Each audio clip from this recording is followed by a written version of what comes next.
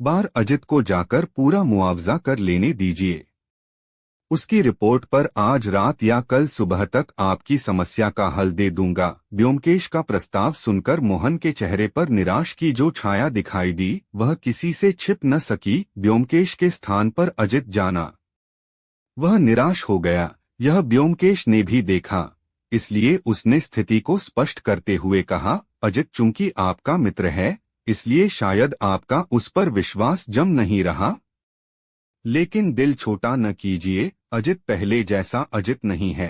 वह भी एक सफल अन्वेषण के साथ रहकर उन्हीं ऊंचाइयों पर पहुंच चुका है। मैं तो कहता हूं कि संभव है कि अजित स्वयं आपकी पहेली का हल खोज निकाले। किंतु इतनी तारीफ के बाद मोहन के चेहरे पर मायूसी छिपी नहीं, जैसे दिन भर बड़ी मछली की आस में बैठा कोई शिकारी शाम तक फंसी एक छोटी सी मछली को देखकर मायूस हो जाए। अंततः उसने कहा, ठीक है, अजित ही चले मेरे साथ, किंतु यदि वह नहीं।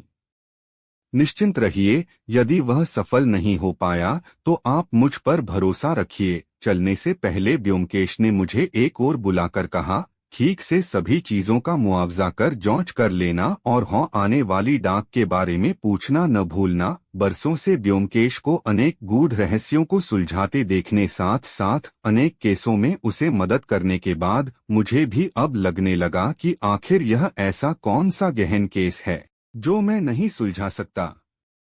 मोहन ने जो मेरी क्षमता पर इतना संदेह व्यक्त किया था उसने मानो मुझे भी आहत किया था और मैंने भी निश्चय कर लिया कि मैं इस समस्या का हल करके ही रहूंगा। इस निश्चय के साथ वह मोहन के साथ चल दिया। उन दोनों ने बस पकड़ी और गंतव्य स्थान पर पहुंच गए। साथ ही अंधेरा घिर आया था। सड़क की रोशनी में मोहन आगे आगे चल रहा था। हम लोग सर्कुलर रोड पर कुछ देर चले होंगे कि मोहन ने एक बड़े घर की ओर इशारा करते हुए कहा, यही घर है। घर के बाहर लोहे का विशाल गेट था। सिर्फ बाहर खड़े दरबान ने मोहन को सलाम किया, किंतु मुझे रोक लिया। सर, आप नहीं जा सकते, मोहन ने मुस्कुराकर कहा। ठीक है दरबान, ये मेरे साथ हैं। तो ठीक है सर। दरबान रास्ते से हट गया। हम बरामदे में कुछ ही दूर गए होंगे कि लगभग 20 वर्ष का एक युवक मिल गया। ओह, डॉक्टर साहब आप हैं, आइए आइए। और ये? मोहन उसे 2 कदम अलग ले जाकर कुछ बोला तो उत्तर में उसने कहा, हाँ हाँ जरूर, उन्हें देख लेना जरूरी है। अरुण ने कहा, पिताजी मैं अरुण हूँ, डॉक्टर साहब आए हैं। अभय जरा दरवाजा खोल दो। दरवाजे को खोलने वाला शायद अरुण का छोटा भाई था। उसकी आयु करीब 18 वर्ष होगी। अरुण ने धीरे से पूछा, क्या ले लिया? उत्तर में अभय ने निराश होकर सिर हिला दिया।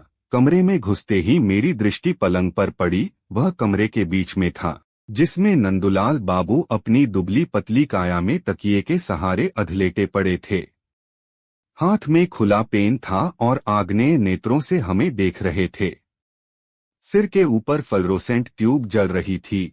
बगल में टेबल लैंप से रोशनी हो रही थी, जिसके प्रकाश में उस व्यक्ति को स्पष्ट देखा जा सकता था। उनकी आयु करीब 52-53 होगी, लेकिन बाल पूरे सफेद हो गए थे। त्वचा पीली, कद छोटा, शरीर का मांस लगभग सूख चुका था, जिसके कारण उनके चेहरे के दोनों ओर की हड्डियां उठकर नुकीली हो गई थीं और उनकी तोते जैसी नाक होठों तक झुक आई थीं। दोनों आंखों में एक विचित्र प्रकार की चमक थी, किंतु उस चमक के कोरों से एक मरी मछली का एहसास हो रहा था। उनका निचली होंठ लटककर झूला हुआ था।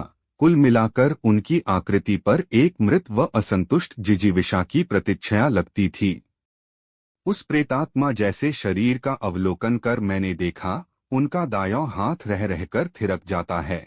मेरे हुए मेंढक के किसी अंग पर बिजली का तार छू जाने से जैसे वह एकदम उछलकर दूर गिरता है, वैसे ही उनका दायां हाथ रह रहकर उछल जा रहा था। नंदुलाल बाबू द्वेषपूर्ण निगाहों से मुझे निरंतर घूर रहे थे। ऊंची गुर्राती आवाज में गरजे, डॉक्टर तुम्हारे साथ यह कौन है? क्यों आया है यहाँ? इससे कहो चला जाए यहाँ से एकदम। अभी मोहन ने मुझे देखकर संकेत में कहा कि इनकी बातों पर कान न दें। उसके बाद उसने पास जाकर पलंग पर फैले कागजों को और सरकार अपने बैठने की जगह बनाई और उनकी कलाई हाथ में नब्ज जोंचने लगा।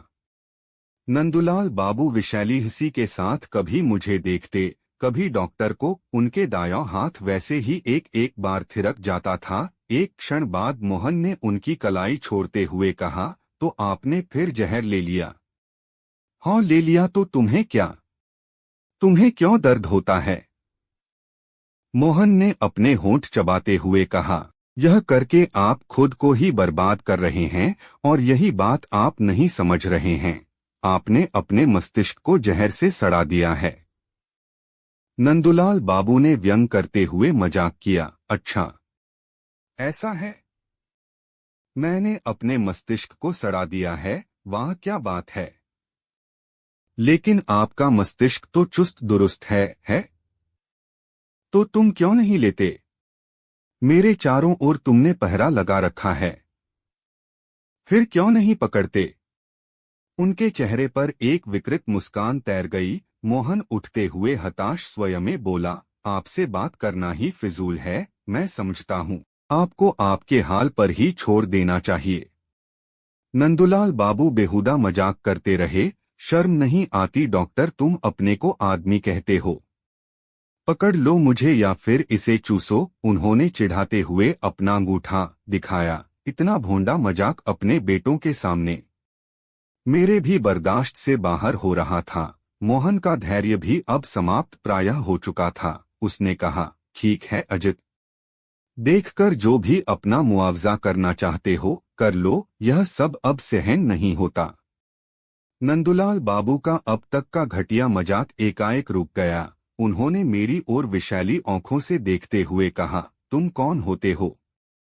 तुम कर क्या रहे हो मेरे घर में? जब उन्हें कोई उत्तर नहीं मिला तो वे बोले, तुम अपने को बड़े तीस मार खौ समझते हो न? कान खोलकर सुन लो, तुम्हारी चालें यहाँ नहीं।